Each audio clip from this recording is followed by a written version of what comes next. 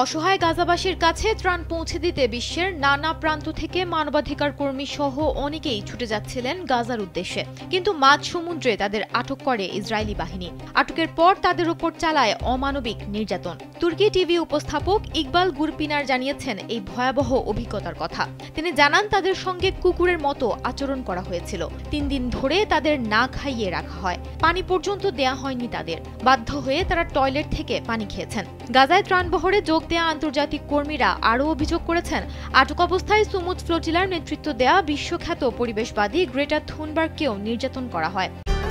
নীল মজাদার গোলমার্ক বক্স, কুরমুরে বাইটে ফুরফুরে লাইফ। তুর্কি সাংবাদিক এরসিন সেলিক বলেন, তিনি নিজ চোখে দেখেছেন কিভাবে থুনবার্গকে মাটিতে টেনে হেঁচড়ে নিয়ে যাওয়া হচ্ছিল এবং তাকে ইসরায়েলি পতাকা চুম্বন করতে বাধ্য করা হচ্ছিল। শুধুমাত্র তাই নয়, মালয়েশিয়ার কর্মী হাজওয়ানি হেলমি এবং মার্কিন অংশগ্রহণকারী উইনফিল্ড বিভারও একই বর্ণনা দিয়েছেন ইস্তানবুল বিমানবন্দরে। তারা জানান, থুনবার্গকে ধাক্কা দিয়ে পতাকা হাতে নিয়ে প্যারেড করানো হয়েছিল। গুরপিনারের ভাষায়, এই অগ্নি পরীক্ষার অভিজ্ঞতা গাজার প্রকৃত অবস্থা আরও স্পষ্ট করে দিয়েছে। এর আগে এই অভিযানে অংশ নেওয়া প্রায় অর্ধশত নৌকা এবং কয়েক শত আন্তর্জাতিক কর্মীকে গাজার তীরে পৌঁছানোর আগেই আটক করে ইসরায়েলি বাহিনী।